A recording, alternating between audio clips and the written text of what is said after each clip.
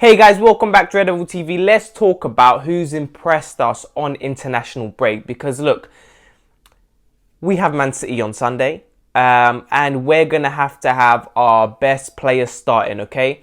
Rashford was injured before international break, so he didn't get called up. Sancho didn't get called up, but Sancho was fit. We need to talk about some of these players, okay?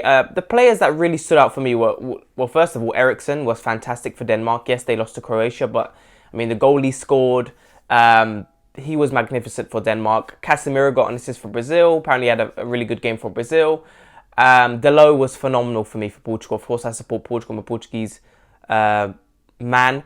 And I watch every Portugal game, just like I do the Man United games. And for me, Dalot was probably our best Portuguese player from the Man United squad. I thought Bruno done really well as well. Some of his passes into the attacking players was phenomenal.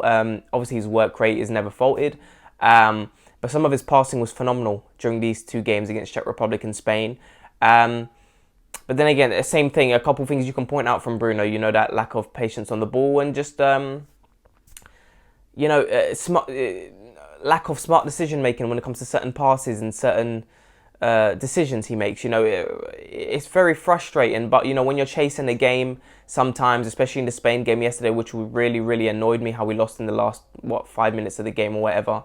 Last 20 minutes, we got complacent. We just let Spain have the ball. Of course, I will question Fernando Santos' substitutions. He brings on Rafael Leão, Felix in the 90th minute, and he brings on William comes off and he brings on Vitinha. And now, of course, for me at that point, I thought, okay, he's either going for a draw, but then again, if you're going for a draw, you keep on William. Have that defensive midfielder there who can, protect the back four. When you've got Vitinha, Bruno, and Neves in midfield, yes, Neves can play in that role, but he's more of a deep line playmaker role if you want to play him without a CDM next to him.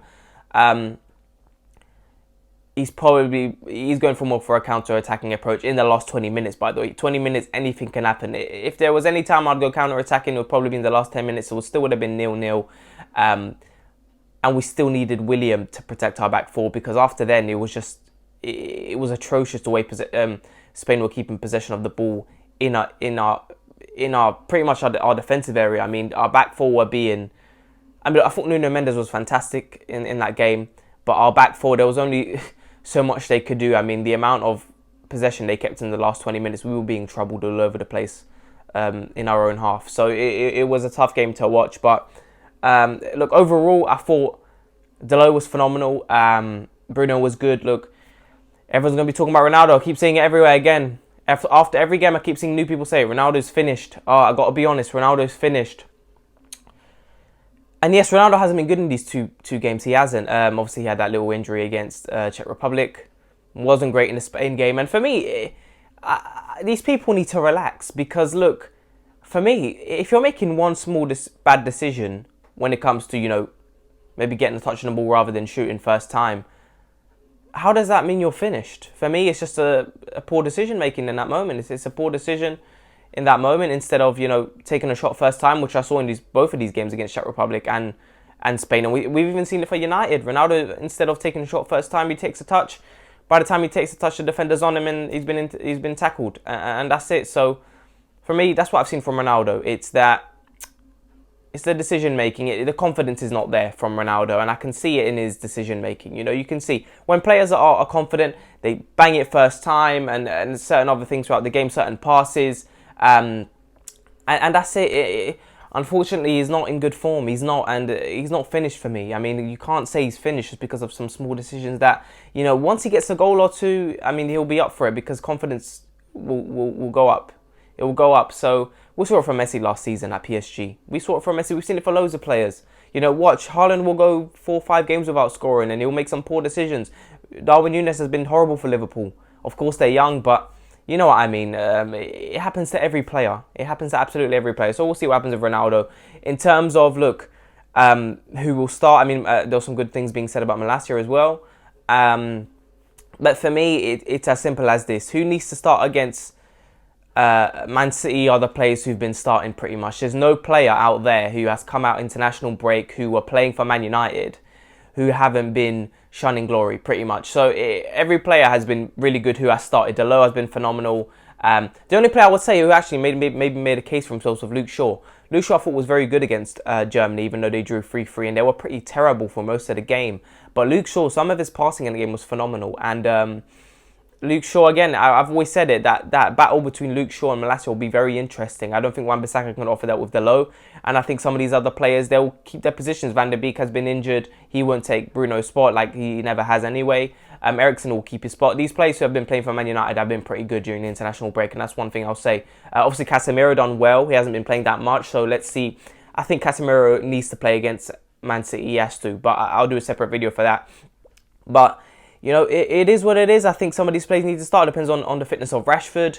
I think Ronaldo won't start against Man City. You know, he hasn't been that good. So we'll see what happens. I'm really excited for the World Cup. I'm really looking forward to it. And some of these players, the World Cup is going to be very interesting because listen, there'll be injuries. October, we've got, I think it's 14 games in the month of October. It's going to be a very busy period. So either way, these players will get game time. Ronaldo will play, Maguire will play. Maguire's been terrible during the international break. I mean, the amount of stick he's getting is crazy.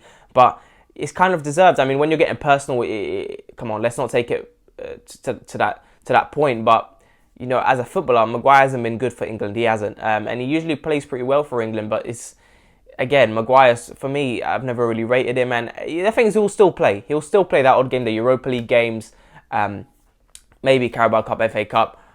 In the league, will he play? I don't think so. I think Ten Hag is going to be really wanting to play the players he's played. He's going to stick with the lows. He's going to stick with Varane and Martinez. He's going to stick with McTominay will play in the league. Bruno will play in the league. Rashford will probably play if he's back fit. Sancho will continue. Anthony. But then again, Anthony and Sancho is going to be an interesting one because if he continues to play Rashford, well, we'll probably play him down the middle. But if Martial's fit, what's he going to do? Like, the month of October is going to be full of rotation, that's for sure, because there's too many games. You need to rotate. And it's good because it'll get players prepared for the World Cup. And that's really important, really.